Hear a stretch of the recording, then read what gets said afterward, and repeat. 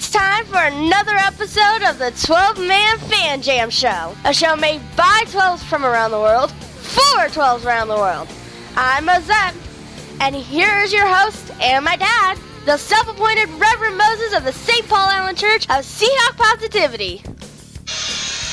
Yes, thank you, Mosette, and welcome to episode 707, the Steelers edition of your 12-Man Fan Jam Show, as your Seattle Seahawks get ready to take on the Pittsburgh Steelers. What can I tell you? You know, a win is a win is a win. 1-0 looks pretty to me no matter how it happens.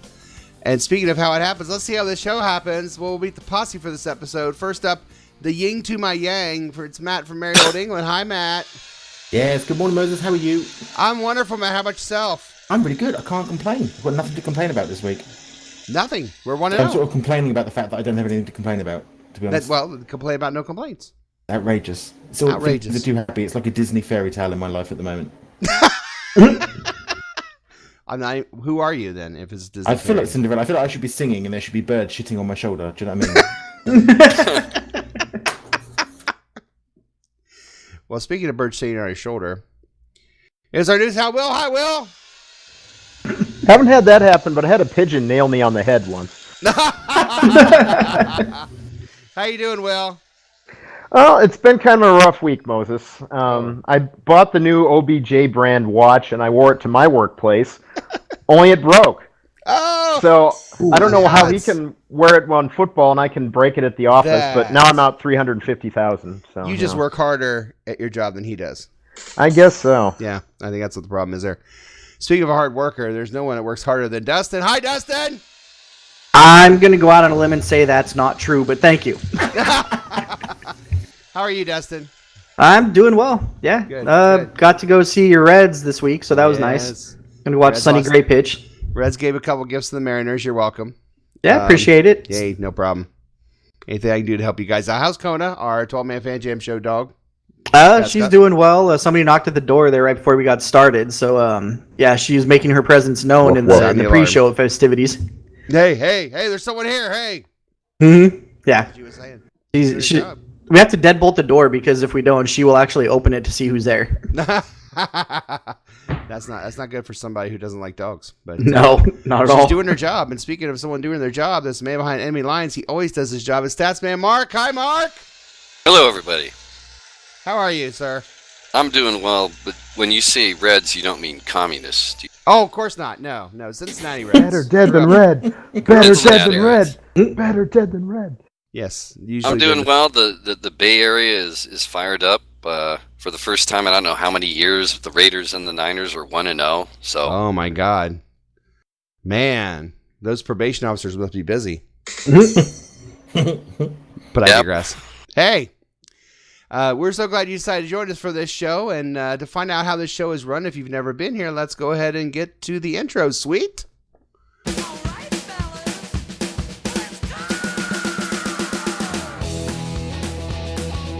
Yes, this show is run like a real NFL football game. We have 4 quarters, even a halftime. Quarter one, we'll share news from the NFL in the 12-Man Fan Jam Show news report. Quarter two will be a recap of the Bengals game from last week, the 21-20 Seahawk victory against the Cincinnati Bengals. At halftime, it is the best Seahawk-themed trivia game on the internet. 12-Man Fan Jam Show halftime trivia Of the world. And it meant something last week because Matt won. And it was also in season, let's be fair. So Matt's looking to keep the crown on his head, or the tiara. He literally beats everybody in his sleep, given the time the show starts. No doubt. I mean, it's unreal. Right. Is that true, Matt? Do you beat everyone in your sleep? Always. It's one of my party tricks. But I do try for it. Quarter three. Moving on. Yeah, quarter three will give you all the information you need for the upcoming game between your Seattle Seahawks and the Pittsburgh Steelers. We've got an injury report. We've got weather and fashion. We've got Pud in the Hood, new section coming up. We've got numbers. We've got a sermon, a reading of Seahawk positivity, and then we put it all together quarter four. We make our predictions, our prognostications, and game balls between that game between your Seahawks and Steelers. But before we start, we want to remind you, please like, share, subscribe to the Seahawk Positivity YouTube channel. Join us on our Facebook group, 12-Man Fan Jam Show. Also on Twitter at Seahawk Positivity. Email us 12manfanjamshow@gmail.com. And also look for the podcast on iTunes and Podbean so you can download and take us wherever you go. All right, now let's go to the first quarter and news.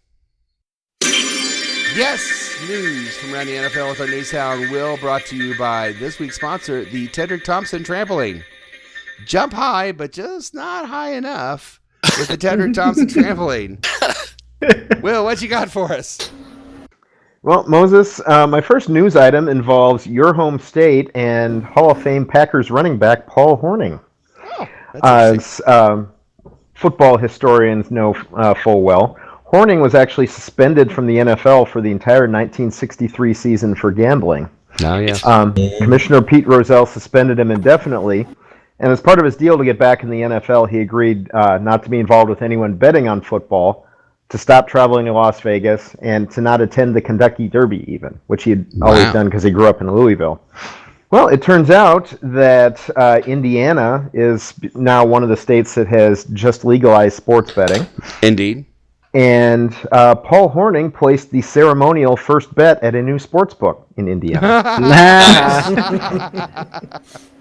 So betting is now legal, and Paul Hornung is legally betting, and how about that? We've come full circle.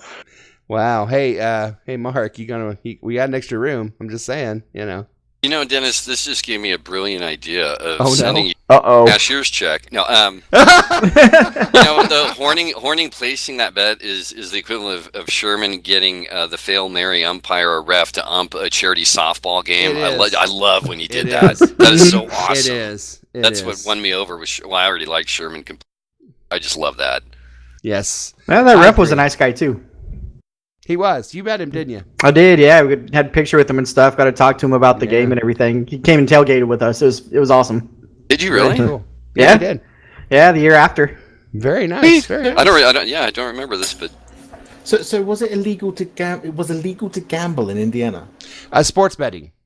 Oh, so you could shoot somebody with a gun, but you couldn't put a bet on them winning or dying. precisely. Boom. Yes. Welcome to Indiana. Wow. Well, I think I fail to see the problem. Oh, right. No gambling. Never mind. Yeah, sports betting is now open here, and not that that means anything to me, but there it is. So, and I'm broadcasting from Indiana as we speak. So, if you hear, corn in the background or basketball shooting, you're in Indiana. So, yes. So we have sports betting now. So Mark will be coming visiting more often, right? Or I could send you a check. You could just send me a check. Will, what else you got for us? Moses, the Cleveland Browns opening week game did not go exactly as they had planned. No. And the aftermath of the game is not going much better.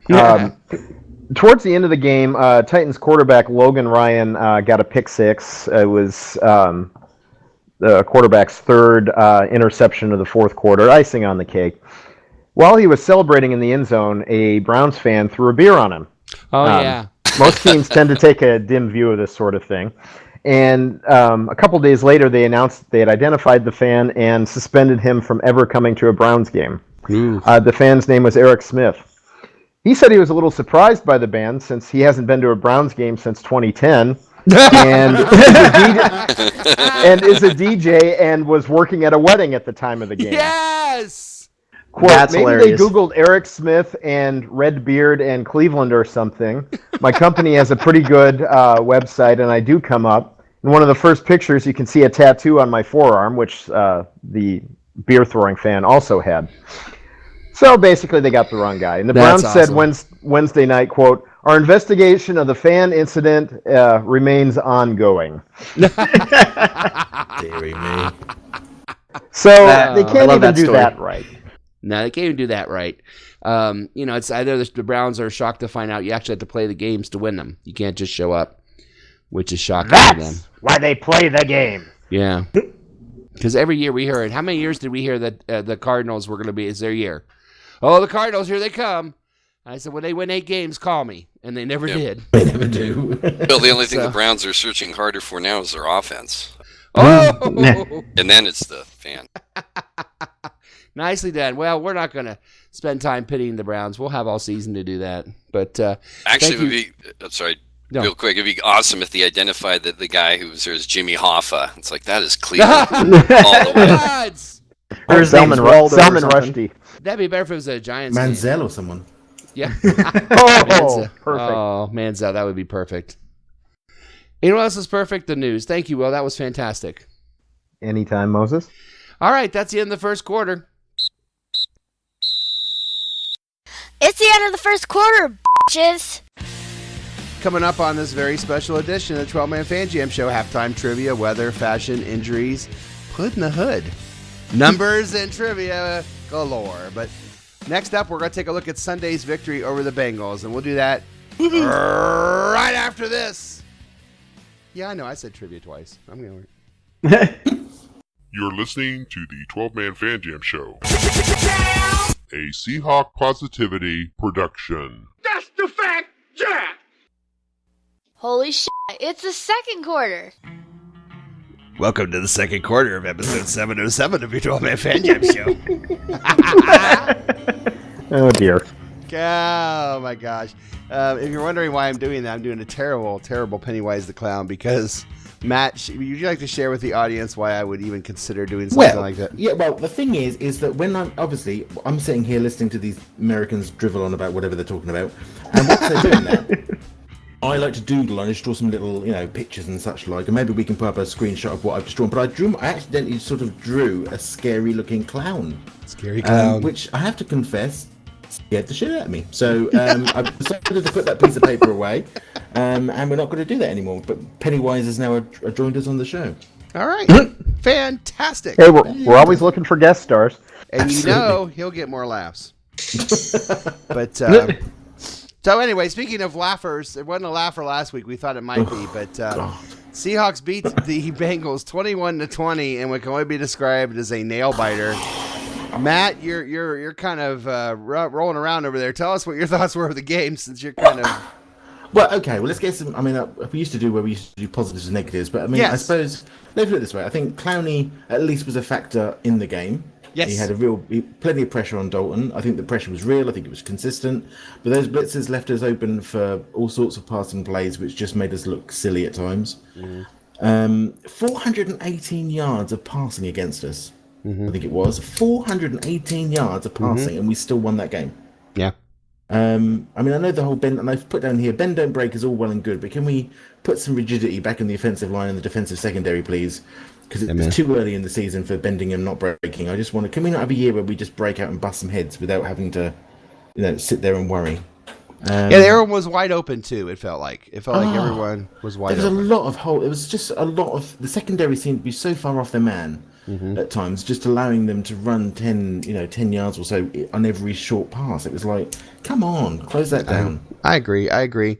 Will, your thoughts?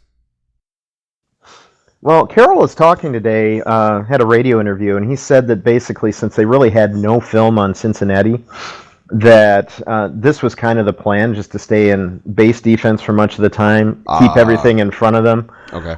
Just wait and see how things pan out. The thing is, you take away the explosive plays that we gave up, and this game wouldn't have been anywhere near as close as it was. We blew it on the flea flicker. We blew it on Thompson's play right there, before the half. Yep.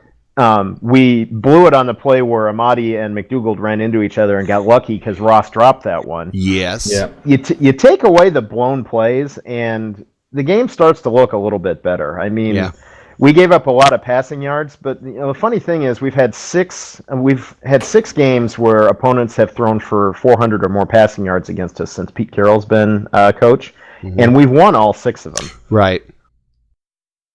And when you used to watch NFL primetime, they would show way back in the day when it was Berman and Jackson, they would show at the end of the day, they would show how many 300-yard passers, how many 100-yard rushers. And the 300-yard passers were like maybe 50-50 on win or lose. Most of them were losses. And you go to the 100-yard rushers, most of those were wins. And so I learned a long time ago, 300 yards, I know it's a lot. 418 is a lot, and it's too much. But I'm not concerned about the 300-yard passer. That doesn't necessarily mean you're going to win the game. That means you got to throw the ball to catch up. It's a game plan that's not gonna win us. It's not gonna win this Sunday against Pittsburgh. It's not gonna beat a bunch of other teams. But for a mediocre team like Cincinnati, where you've got the new coach coming in, the new scheme, you really don't know what to expect. If we had just buttoned up some of those big plays, it would have looked a lot better. I agree. Dustin, what are your thoughts on the game? Well, I thought that the play caller for the Bengals did a good job of getting their quarterback into a rhythm early. As soon he knew exactly where he was going with the ball. As soon as he got his back foot planted, the ball was gone. Yeah. And we were doing different stuff with our linebackers, and we're sending linebackers on blitzes, which we don't do a lot of times. So that was part of what was leaving the underneath stuff so wide open. So it just kind of was a perfect storm of all that. And I was hoping, knowing that John Ross was coming home, I was like, oh, I hope he has a good game. But the Seahawks win. And then very, very, or towards the end of the first quarter, I was like, okay, enough. Or second quarter, I was like, that's enough. He had his game. Enough. I don't want him to have that good of a game. We need to take care of that guy. I'm sure his family and friends are fine. Clowney was awesome to see out there. I mean, he had no practice hardly whatsoever with the team. Didn't really have time to build a rapport, but you just go out there and you can tell he's an impact player. He's going to make a difference. That dude was getting held. They wasn't calling him very often, but when he wasn't getting through the line, he was getting held. And even when he did get through the line, he got held. Yes, so, agreed. Yeah, he was moving stuff around. That was a lot of fun to watch. And DK Metcalf, his somersault catch he had was awesome. He was amazing. Both those guys really showed up as advertised. Mark, what are your thoughts? Well, first off, we got the win. And, I mean, we were one of the biggest favorites on the board, but just to get the win, just awesome. I mean, I just, maybe in the past I would have wanted style points, but, just getting the win was great. How about, the obvious Quentin Jefferson? Yeah. Just amazing. I mean, his stat line was just, this was his, breakthrough game or whatever, at least stat-wise. And then in terms of, even though we gave up a ton of yards passing, I guess with Mixon out, the rushing game was done. But the thing in the box score that's interesting is that I think Dalton threw 56 times. Mm-hmm. And if I knew that stat ahead of time, I would have assumed that we would win if Cincinnati had to throw it that much. So, pass attempts is kind of an overlooked little stat, Yeah, it is. It is. And, we talked about, if you throw for 300 yards, not necessarily means you win, especially a guy like Andy Dalton, no offense. Ooh. But Andy Dalton? The shade of it all. Yeah, come on. Yeah, the one with no soul. But it's incredible how his hair matches that helmet. I'm still convinced that's something to do with him being drafted there. That could be the case. No, I thought. I mean, a win's a win. Look, in the NFL, pretty win and ugly wins are the same thing. 1 point, 20 points doesn't matter. We always struggle beginning of the year. Remember those games against Carolina, 12-7, and 16-12 or something. Just some ugly games to start the season. So just a straw poll. Did anyone think that last play was a fumble or an incomplete pass? That was an incomplete pass. Incomplete pass. Incomplete pass. But to me, it was like a makeup call, like they do in the NBA sometimes, because there was roughing the kicker before that, and that wasn't called. Yeah. But I don't know whether they were just like, I'm so done with this game. It was a fumble. Well, everyone pack up. Let's get off the field. Even New York was tired of it. And again, one play doesn't. You had 60 minutes to make that play a non-issue. So Yeah. So, when we move on and we go to Pittsburgh, but before we do, we're going to go to 2-minute warning and take one last look at how we did on our predictions. Oh, dear. Uh-oh. Holy shit, it's a 2-minute warning. All right, here we go. 2-minute warning, gentlemen. Oh, dear. Yes, and we look back at our scores, predictions, prognostications for the Bengals game. I tell you. Okay, so first on the scores, nobody got anything. However, Jose said 20-13, so I gave him a point. Prognostications, Jose, okay, Jose, you won this last year, or 2 years ago, but Seattle having more rushing yards. It's like, okay, I give it to you, but wow. A point for Mark Ty Turner, who said Clowney would have a sack, and they did later credit that team sack to him because I looked in the stats. Mm-hmm. And a point for Mike Pascal because the DC defense would have 3 sacks. We had 5. So, which, by the way, we didn't talk about having 5 sacks, which is pretty nice.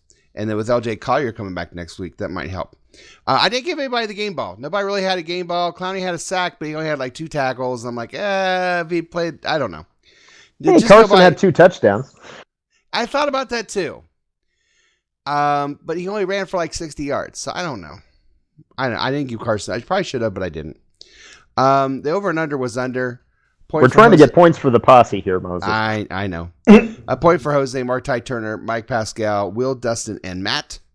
Meaning week 1 looked like this: Jose at 3, Mike Pascal at 2, Mark, Ty Turner at 2, Will, Dustin, and Matt at 1. Which means week 1 already.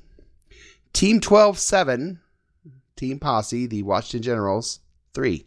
Nah, shit. 7-3 already. So, but that's all right because we got time, guys. There's time. Relax. We got time. Can't win this in the first game. We can let them build up a really big lead. Yeah, we'll catch them this week. Do that. We'll catch them this week. Let's go to halftime and regroup. Holy shit, it's halftime. All right, coming up, so much more show. Do the Steelers miss Antonio Brown? Does Antonio Brown miss the helmet? Does anybody really care about Antonio Brown? All these answers and so much more. But first, it's another fine edition of 12-Man Fan Jam Show Halftime Trivia, and that's coming up next. You're listening to the 12-Man Fan Jam Show, a Seahawk Positivity production.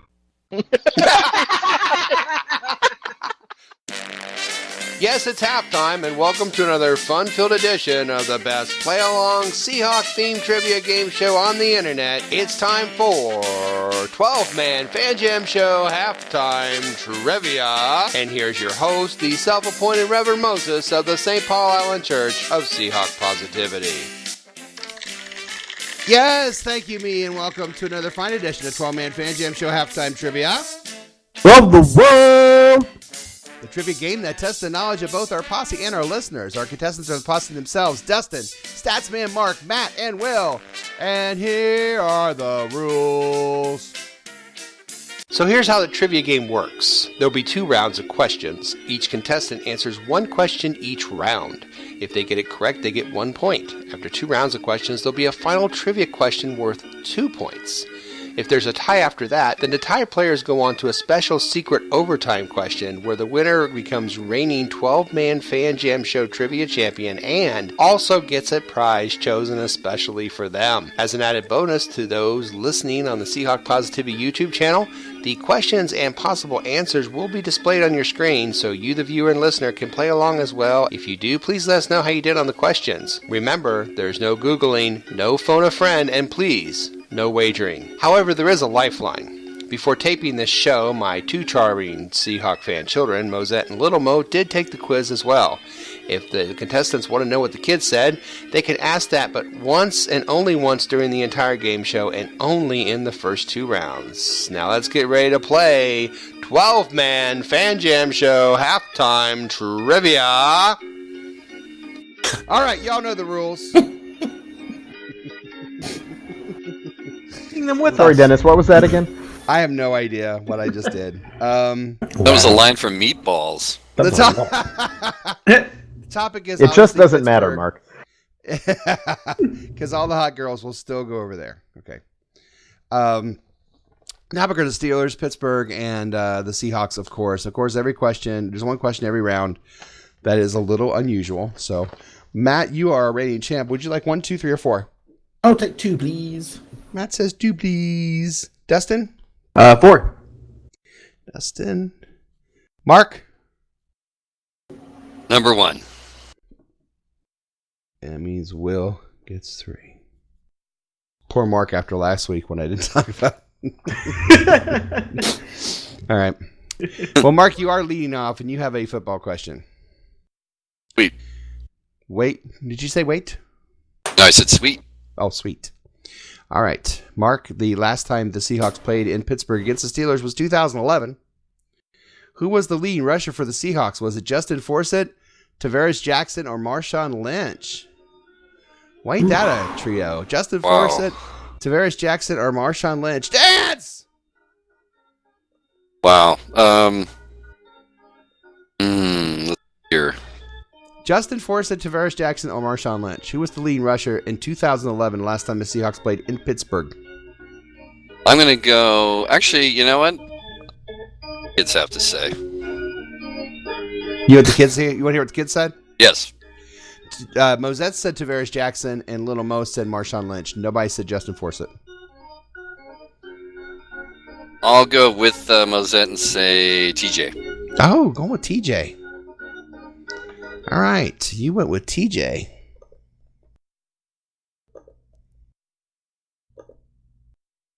Oh God, the suspense. Did he get it right? Yes! Holy moly. Goodness. Hey, check out these wonderful stats, by the way. Those were the top 3 rushers for the Seahawks. TJ led the rushing with 12 yards. Wow. Marshawn had 11, and Justin Forsett had 10.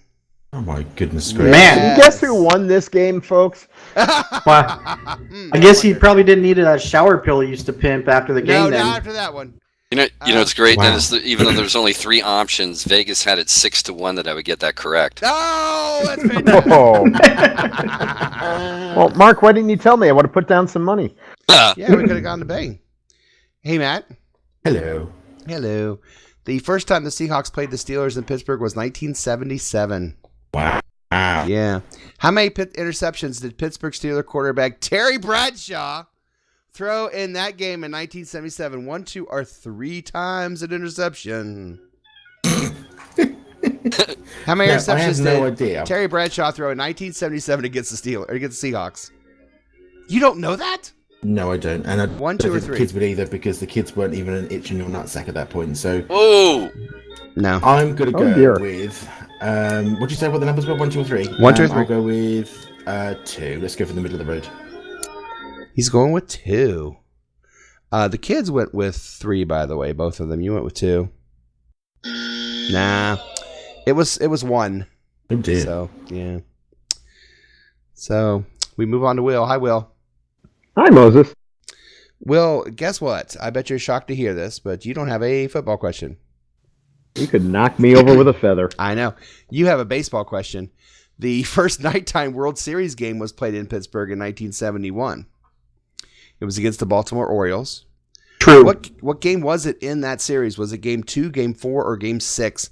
First nighttime World Series game. Was it game 2, game 4, or game 6 of that series?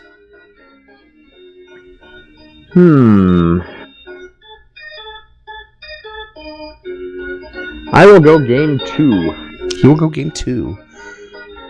Mosette went game 2. Little Mo went game 4. You went with game 2. I'm sorry, it's game 4. Ah. Yeah. So let's see, Dustin. Yeah.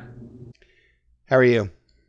I'm good. How are you? I'm okay. I'm not doing very well, but I'll be all right. Hey, listen, Okay. the first time the Seahawks beat beat Steelers in Pittsburgh was 1991. That Okay. was the first time they won. How many times was Seahawks quarterback Dave Craig sacked in that game against Pittsburgh in 1991? 1, 2, or 3? I have no idea. How about? Yeah, that's it. Well, we did win, Mark. What were the options? You said 1, 2, or 3. 1, 2, or 3. I'll say 3. What the heck? Yeah, why not? Mosette said 1. Little Mo said 2. You said 3. Yes! Sweet. I mean, not, but that's good that I got it right. All right. Well, I So think we go to the second round. that was Chuck Mark? Knowles last season. Yeah, what? Mark Yep. and Dustin at 1. Well, and Matt at 0. So we'll go with Mark. 5, 6, 7, or 8. Mark. 7. 7. Dustin. 5, 8. 6, or 8. 8. 8. Will. 5 or 6. I'll do 5. And that means Matt gets question 6. Thank you. Oh, well, guess what? You're 2 for 2. I have either I have a knack for this, or you just saved those for me. I don't, I swear. Carnegie Mellon University School of Computer Science research professor I wish Matt had gotten Wow. this one. He loves the college questions. Scott Philman. Scott Philman, and of course that means he's in Pittsburgh when he did this. He is credited with the invention of what in 1982? Is it the compact disc, the smiley face emoticon, or the phrase LOL? He did one of these in 1982 and is credited with the invention of it. Is it the compact disc, the smiley face emoticon, or the phrase LOL?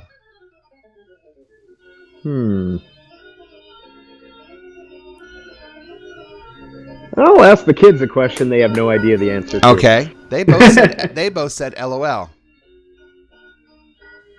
That's a great joke when like the mother thinks LOL means lots of love. And then they find out that her friend finds out, her friend's husband passed away, and she goes, "Oh, I'm sorry to hear that, LOL." And it doesn't make sense. Yeah. Okay, that's bleak. I'm going to go with the compact disc. He's going with the compact disc. He's taking a page out of Matt's playbook. Oh, you didn't get it right, but there's a question that says it is. Wait, what? What's on? Whoa, What just happened? That was a major trivia site. We have an inverted buzzer. Upon further review, You're wrong, baby. You're wrong. Oh, goodness. It's the smiley face emoticon. Yeah, sorry, Will. Sorry to get you excited Okay. and bring you down, but there it That was is. funny. that was a first. I'm Yes, it glad I was. could be here for it. As I was glad to make sure that happened for you. Mark. Question was wrong. Smiley face emoticon, if you're listening and you wonder what the hell just happened. The guy in 1982... Hell, I'm in it, and I'm wondering what the hell just happened. The guy in 1982 is credited with the first smiley face emoticon on the internet. Okay. Mark. Hey. When the Seahawks beat the Steelers in Pittsburgh in 1999, we mentioned that earlier. How many times was Seahawk quarterback John Kitna, which you mentioned, how many times was he sacked? 1, 2, or 3? John Kitna Caboodle. How many times was he sacked? 1, 2, or 3? I had a friend who used to call him Cooter. Because if you ever watched Stripes, he looks like Cooter on Stripes. When you try to make it with the cow, I want to party with you, man. That guy, he looks exactly like him. See, I hear Cooter. I think the guy from Dukes of Hazzard, but that's Lee Harvey. You're a madman. Yeah. How many sacks for John Kitna in 1999? 1, 2, or 3? 1. 1. Mosette said 1. Little Mo said 1. You said 1! Lord. Has 2 points. Lord, it's a miracle. Goodness. Matt, you can only hope to contain him. You know what? In the future, Dennis, one of the trivia questions should be, when was the last time Mark won trivia? And even I couldn't answer it correctly. 1835. All right, here you go, Matt. You ready? What question am I? 6. You know what? I gave Mark 6, so you're 7. You got my question mark. Oh, yeah. Yeah, That's sorry. why you're winning. Yeah, sorry. It was meant to be. It was meant to be. Technicality now if he loses. Put a little asterisk by this one. Hey, Matt. Hello. I missed this one. You realize if he wins, I'm just going to say it doesn't count. I know. But that's okay, because you'll get this right anyway. Yeah, 2 party fouls in one round. Listen, yeah, I know. Listen, when the Seahawks beat the Steelers in Seattle in 2003, who scored the only rushing touchdown in that entire game? Was it Sean Alexander, Jerome Bettis, or Maurice Morris? Momo. Momo? Momo. I think it was Sean Alexander. Wow, that was quick. That's what he said. Oh. Little Mo and Mosette said too. We all said it. You're right. Doesn't matter. Yeah, everyone. Because it's got to be Sean Alexander, isn't it? Yeah, gotta be Sean. Sorry. Dustin, you do have question 8. Are we sure? Yeah, just be quiet and take it. Here you go. Hey, listen, when the Seahawks shut out the Steelers in Seattle in 1986, yes, we shut them out in 1986. How many turnovers did the Steelers have in that game? 3, 4, or 5? Can you tell me how many points we scored? No. Can you use it in a sentence? They scored 0. Use it in a sentence. Is it bigger than a bread box? Yes. All right.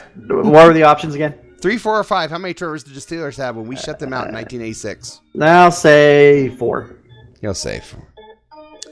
Little Mo said 3. Mosette said 5. You said 4.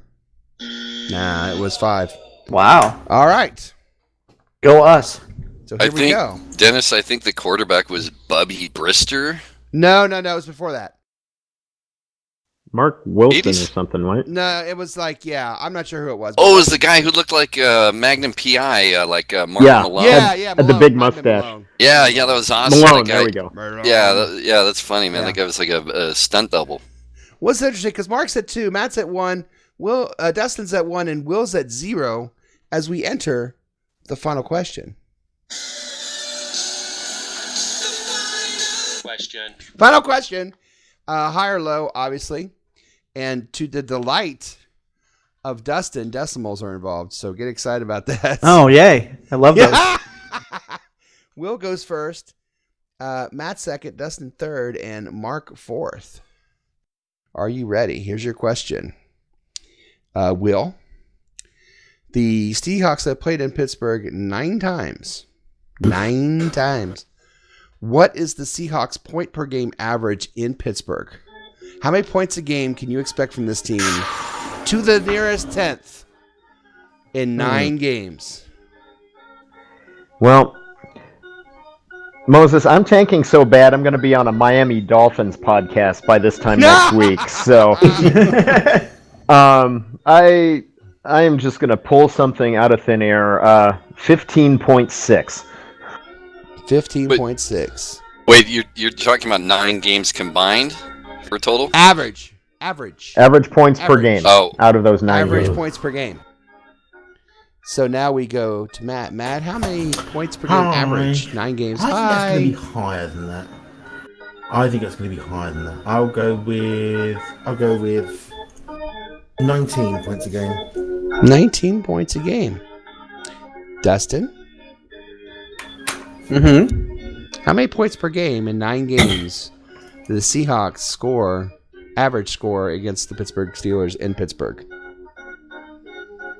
I don't think it's going to be that high, seeing as how we got shut out the last 2 times we were there. So, I'll say 14.3. 14.3, 15.6, 19.0. Mark, how many? Oh, wow. 14.3, you said? Is that the lowest? Yeah, that's what he said. Mm-hmm. 15. Wow. This is... Let's see. It's tense, isn't it? Well, I could just... Because I already know of a few games... blah, blah, blah. Let's see. Carry the 2. I know. Borrow 5. Take a Divide sub off. pie. I'm going to say 13.8. 13.8. So, here we go. We have 13.8, we have 14.3, we have 15.6, and we have 19.0. 9 games Seattle has played in Pittsburgh. Their average points per game spread is 13.2. Can you believe it? What a night of dominating. Dang. Man, Statsman. Wow. I got to go get a cap so I can tip it to you. Amazing. I'm still going to Nice. Statsman Mark. We have to look up when was the last time I won trivia, because even I can't remember. God. My goodness. I have no idea, but I'll tell you what. I had hair You then. dominated tonight, my friend. It 2 was, for 2 and then slam dunked at the end. Yeah, this is just like a Buccaneers win. It's just only going to happen so often. Well, there you go. But like a Buccaneers win, you're going to eat that W, baby, like Jameis Winston. Enjoy it.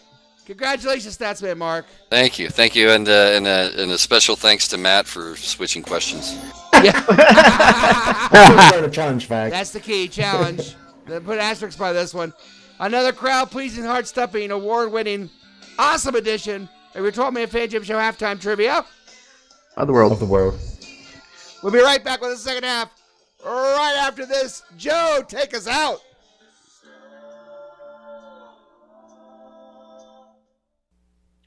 You're listening to the 12-Man Fan Jam Show, a Seahawk Positivity production. Everyone in this room is now dumber for having listened to it. Holy shit, it's the third quarter.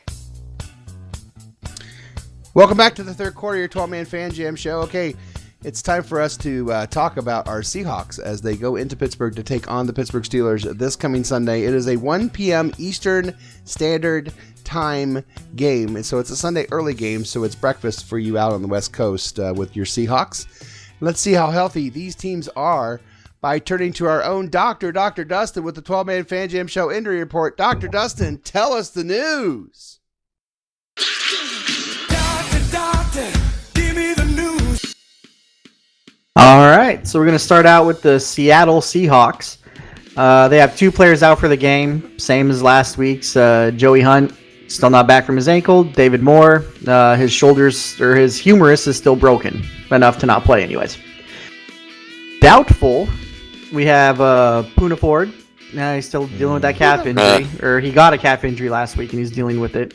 We got Tedrick Thompson, who has a hamstring injury, did not participate in practice, and Nico Thorpe, also a hamstring injury, did not participate in practice. None of those guys are playing. On the bright side, Ziggy Ansah is looking good. He's probably going to play, I think. He had full participation in practice all week, and Pete says he's a game-time decision, but I think he's going to play probably, in all likelihood. Good. For the Steelers, they only have one guy out. They had a ton of them listed on their injury report early in the week, but they only have one guy that's actually out. It's fullback. His name's Roosevelt Nix. Questionable for them is Joe Hayden and Marquise Pouncey, but they're going to play. And then I just thought it was kind of funny when I heard about Juju Schuster-Smith, however you say his name, had that injury. First thing that popped, he hurt his toe earlier in the week. The first thing that popped in my head was like, oh, Juju has a boo-boo. Yeah. Wow. Yeah. The notable absence from this list is Prosise. Prosise Train. Yes, not injured. This is 2 games in a row. This is the big time. This is it right here. This is as good as it gets. So. You're still on the Prosise Train then? I mean, it hasn't left the station, so I'm waiting. Oh, just wait. That will leave the station very, very soon. Really quick, would you guys? I was thinking of it earlier. Would you guys rather see Prosise get like the 7 or 8 touches or plays that Penny would get just to see what he can do? I know he hasn't really earned that in a way, but I wouldn't mind seeing it, especially if nothing's going on in the running game. You got to mix it up somehow. Yeah, let's see what happens with Prosise if the other stuff's not working. And I just think they didn't get to him. I just think that they didn't get to him because they just didn't get to him. Like the offense didn't get going enough to start going through the playbook. Like they only had like how many very plays? It was not very many. Yeah. So that's a good point. Yeah, but pretty soon there it is. That train's gonna come, baby. Doctors all over the world, join hands. Join the Prosise Train. Prosise Train. Doctors all over the world. All right, Prosise Train. Well done. There's a big medical cross on that train. Yeah. Around the world. Thank you, Dustin. Yeah. And now let's take a look at what the weather and fashion is going to be for that game by turning to a guy living in Europe. Yes, it's time for the 12-Man Fan Jam Show weather and fashion report with Matt from merry old England. Oh, Matt. It's raining man. Yes, thank you, Moses. So this week we're on the road again, heading east to play the Pittsburgh Steelers in Pennsylvania. Now, whilst Pittsburgh itself claims to only have French and British ancestry, the state of Pennsylvania is quite famous for its Dutch lineage. So this week I'm going to present you the weather for the game as it would have been said in New Amsterdam, which I know isn't in Pennsylvania, well, at least until 1674. Before us folks from merry old England turned up and kicked their clogged-wearing backsides back to the tulip fields from whence they came. The Third Dutch Anglo War. Great days. Anyway, I digress. Here is the weather forecast for the game, or as the Dutch might say, the weervoorspelling. The weather would be helder en zonnig, temperaturen in het midden jaren 70, Hanrava en lichte westenwinden. And for the non-Dutch amongst us, that would be clear and sunny with temperatures into the mid-70s with no chance of rain with light westerly winds. So what to wear for this game? Well, as you know, I always like our away fans to pay some sort of homage to the city or state that they're visiting, but sadly, this is the Pittsburgh Steelers, so of course, there really is only one kind of acceptable dress. And I want you to dust off your best black and white striped t-shirt, test the elastic on your favourite cartoon-style burglar mask, and decide if you want to sport an optional swag bag.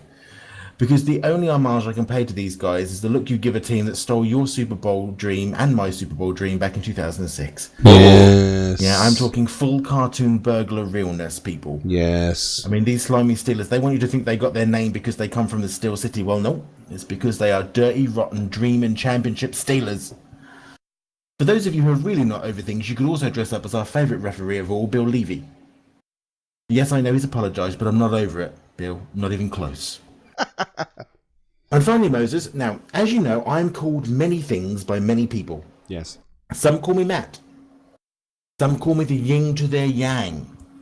And some call me Daddy, which I have to say makes me feel uncomfortable, especially when Dustin says it. Oh my. But I also have a fan name which has been given to me of Pudding Hawk, on account of my love for home baking, especially puddings and desserts. So, for this year, for our away games, I've created a new section for our goofy little show called Pud from the Hood. A section where I bake a dessert or pudding from the state or city of the team we're visiting. So this week, I'm again paying respects to the Dutch of Pennsylvania, and I will be baking a slightly British version, to be fair, of shoe fly pie. Which is a bit of a sort of a treacle crumble pie, cake in a pie, basically. And I'll upload the video of me making all of this after I've done it tomorrow to the Facebook 12 Man Fan Jam Show Facebook page once this show goes live. So a bit of shoe fly pie action from Pud from the Hood. Wonderful. With all that being said, it looks like it's going to be perfect Seahawks weather. So Moses, back over to you. Well done, Matt, and thank you so much for the shoe fly pie. We're looking forward to that. Yeah, it's going to be good. Pud Did you from like the Hood. Dutch? Did you like the Dutch? Did you understand the Dutch? I understand. Well, I don't know a lot of Dutch, but I have in my past been known to make a mean Dutch oven. Oh, amazing. In fact, the maddest I think my daughter ever was one time we were on vacation and she was maybe 2 or 3 years old. And I said, go under the covers. And she did. And I Dutch ovened her and she was so mad at me. She was speaking to me for like 24 hours, man. So if you don't know what that is, look that up. Dutch oven. That's the only Dutch I know. But that was another. Your speaking Dutch was very nice, Matt. Thank you. Yes, it's not like my my French accent. Fantastic. We haven't heard that in a while. That's cruel, Moses. No, we have not heard that in the wild. In the wild? What, you German? In the wild? So next is the guy that always has our number. The man with numbers and tokens all around him. It is time for Statsman Mark and the 12-Man Fan Jam Show. Buy the numbers for our game and maybe a couple of teasers, Mark. Ricky, don't lose that number. Ricky, don't lose that number. Ricky, don't lose that number. Oh my goodness. That was riveting. Thank you. Riveting French. So anyway, well, this is another, in addition to winning trivia, the other shockers, I went 3-2 in my picks last week. Oh, congratulations. Thank you very much. Well so anyway, against the number, not too bad. So we're on the positive side. This week, I don't always want to involve our team, but we're getting 4 points, and I think we will just win this game straight up anyway. So I'm going to take Seattle +4. I think. Hey, what's our over/under? The over. Oh shoot! I completely spaced on that. I will not lie. We'll find it. I think it's in the mid 40s. I don't think it's too We'll fix that in post, Mark. Don't worry. We'll fix that in post. There we go. Maybe someone can look that up on their phone. Can we fix the trivia in post? Hey, what's there we what's go. The number, Mark? The number is 46. I'll fix it later. Don't worry. Okay, so we got an over under 46 then. Anyway, no, I'm just being silly. Okay, so we're getting 4 points. We won't need them, but I'll take Seattle +4. The other game, it was a little tricky laying points as a road team, but the Detroit Lions are the perfect team to blow a home opener. I'm taking San Diego -2.5. The Falcons desperately need a win. This team no one can figure them. I'm going to risk it anyway and say they're going to beat the Eagles in Atlanta. Atlanta is actually getting 1.5 points at home. So it's in Atlanta, and they're getting 1.5 points. I think if Atlanta wants to save their season, I think this is already must win. They're that kind of team. Yeah. They have such a weird history. They have to rebound. After that, now, there's 2 historical games, okay? Well, 2 historical, point spreads going on. And so I had to get involved in both of these. And I don't know if you guys have looked, but the New England Patriots are in Miami. Oh, dear God. The New England Patriots are favored by 18.5 points on the road in Miami. That is all. Wow. And in the spirit of Moses and prayer and faith, and Yolanda would have to dig very deep, I am taking Miami plus 18.5 points. Despite everything going on, we're taking 18.5 points to see if they can survive the onslaught. Wow. Now, conversely, there's another massive spread.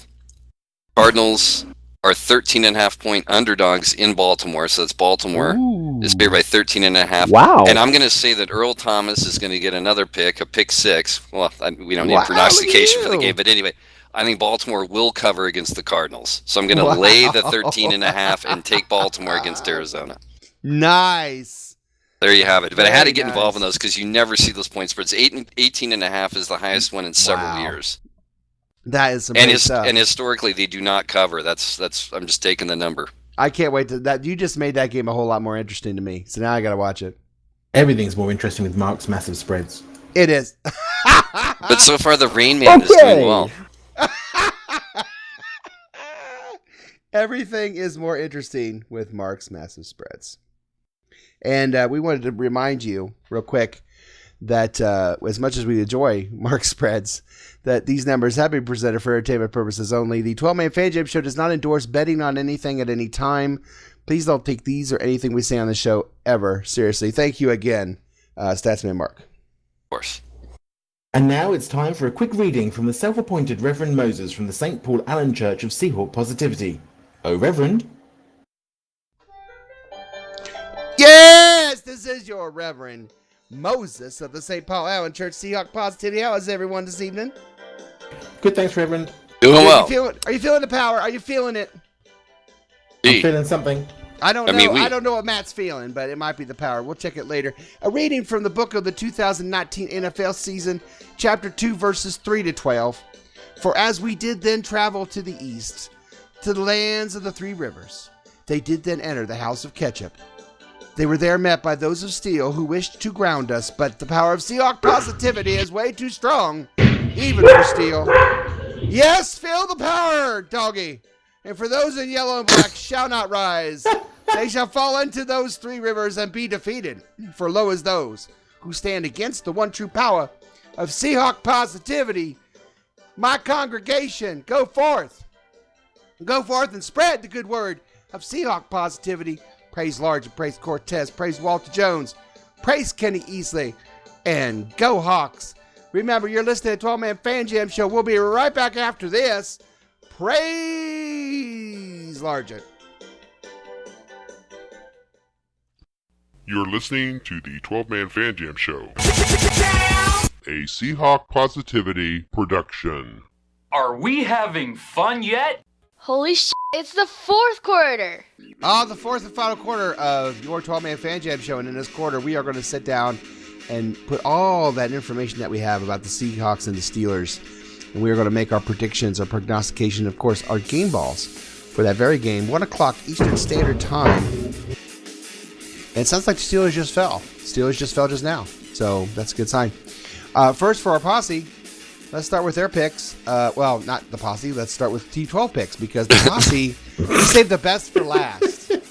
I think I'll take Team 12. Sorry. Yeah. Team 12 picks. Jose, first off, of all the games we're going to be like that, I'm going to end up in the hospital last week. That's what I wrote. Prognostication, Shaq will get a pick. Shaq Griffin will get a pick. Game ball to Carson. Score 27-16. Seahawks. Steelers look so bad. That's why I'm so confident. I'm glad you feel that way. Tom, 24-20. Seahawks. Game ball to DK Metcalf. Metcalf gets a touchdown. His prognostication. Little Mo, 27-10. Seahawks. DK Metcalf with a touchdown. Game ball to Carson. Mark Ty Turner. How about this stat? The Hawks have not scored a point in Pittsburgh in 20 years. We talked about that. They will this year, but the Steelers, as they're known as in Pitt, are stinging after getting worked over by the Pats. They're going to be mad. He has the Steelers winning 20-13 over the Seahawks. Oof. Yeah, I know. Game ball to Disley, and he says there'll be only 2 references of Super Bowl 40. We can't have a game ball. We can't have a game ball if there's no game ball if they win. So right. Well, true. He's covered his bats. Smart move. Mike Pascal, yes, sir. Score, Hawks 19, Steelers 17. Prognostication, Hawks win with last-minute field goal. Game ball to DK Metcalf.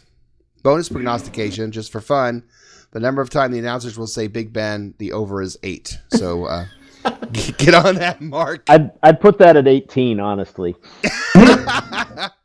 We'll see. All right, Matt. Hi. Hi. Good hearing from you, sir. Yeah, good to be here. Good. I hope you're going to feel better soon. Oh, thank you. I might send you some shoe-fly pie over in a bag. Yeah, please. You can. I'm sure it'll be great by the time it gets there. That will make me feel even better. You want my prediction, don't you? Okay. Yeah. What the hell?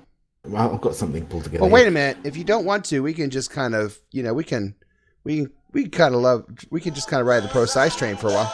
Oh, I'm not like all right. Oh yeah. Yeah, that's enough of that. Okay. Myself. Sorry. Go ahead. Now, so prediction-wise, Pittsburgh 24. Okay. Seahawks 31.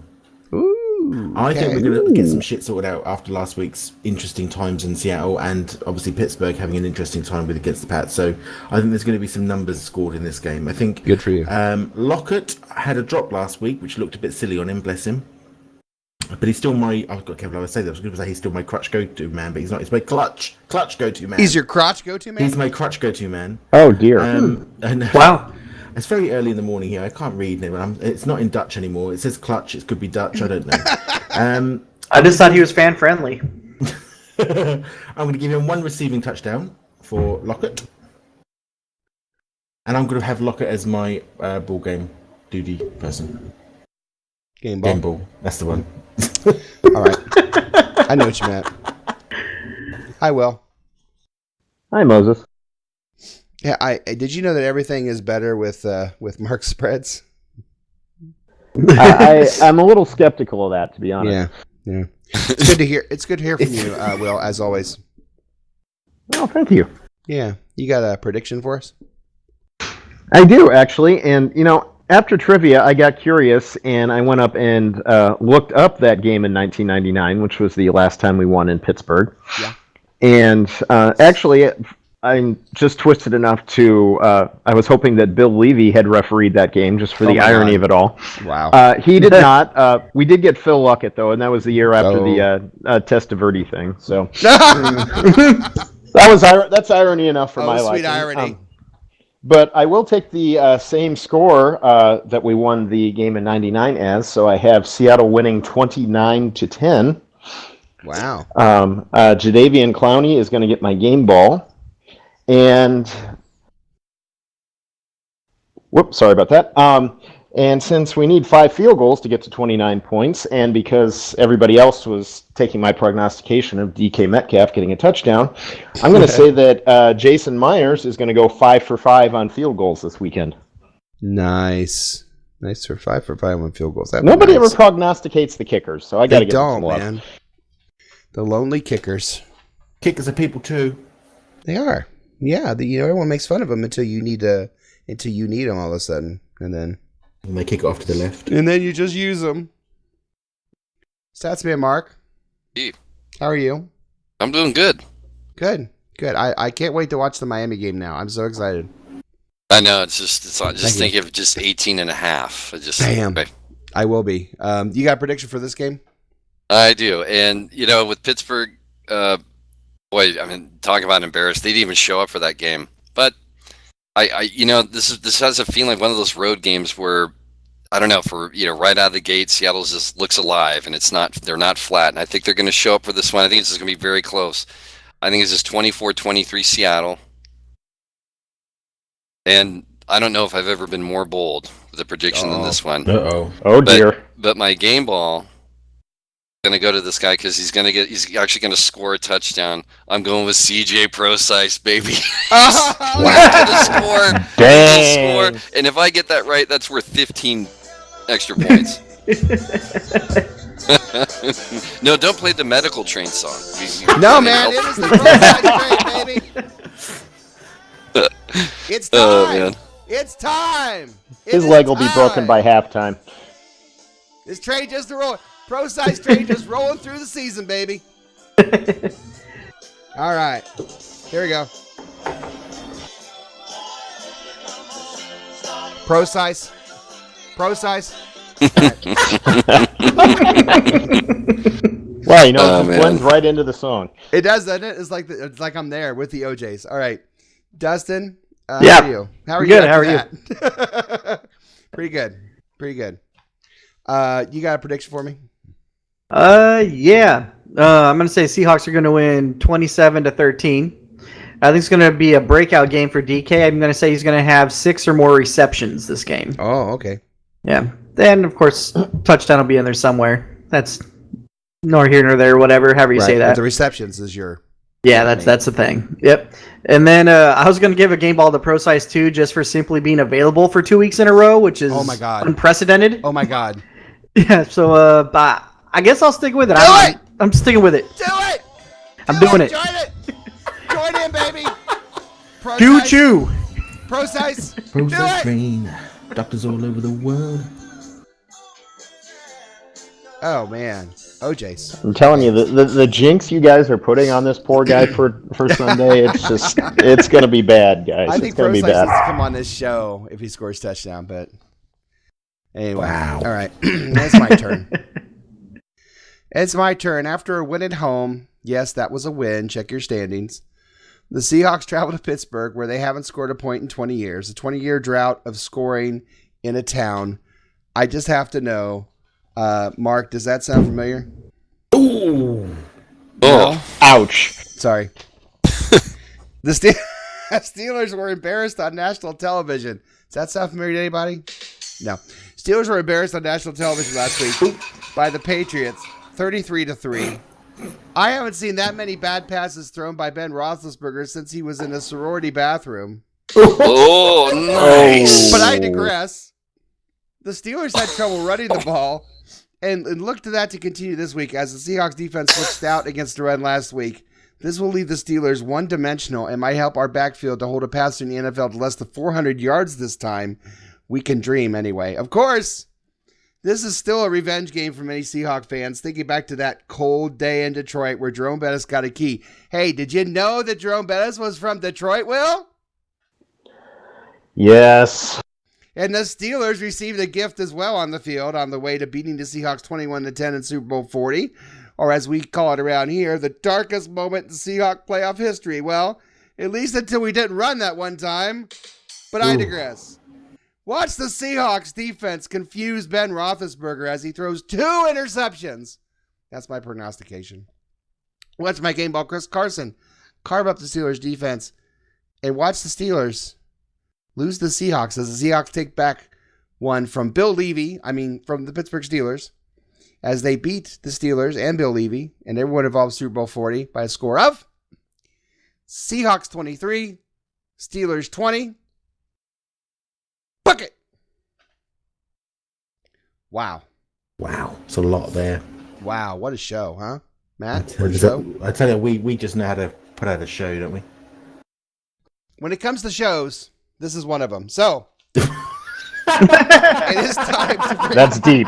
That's deep, Moses. I know. It is time to bring this show to a wonderful and amazing, sad close. We're glad you decided to waste some time with us. We certainly hope you laughed a little and maybe you learned a little something. What did we learn on this show? Well, we learned so much. We learned that Matt likes to doodle clowns. I do. Yeah. For some reason. Mark can dominate trivia. Wow. Dustin Miracle. Matt can speak Dutch, and Moses can make a Dutch oven. And of course, everything is better with Mark's spreads. And well, if Hershey can have spreads, you can have spreads. Man. Well, yeah, and Lockett is Matt's crotch go-to man, and I wonder if he knows this. Well, I believe Hershey gets the runs, right? Oh, and I am no OJ. So on behalf of my brother in crime, my partner in crime, not my brother in crime. Well, he's that too, Matt. Our new sound Shadowhawk Will, Statsman Mark, Dustin as the Beaver, Mike Pascal, Roger Goodell, Mark Ty Turner, Jose, Tom Mosette, Little Mo, Franco Harris, Rocky Blyer. This is Moses saying until next time, go Hawks! Go Hawks! Join the Prosise Train. Still plenty of room. Play us out, Prosise.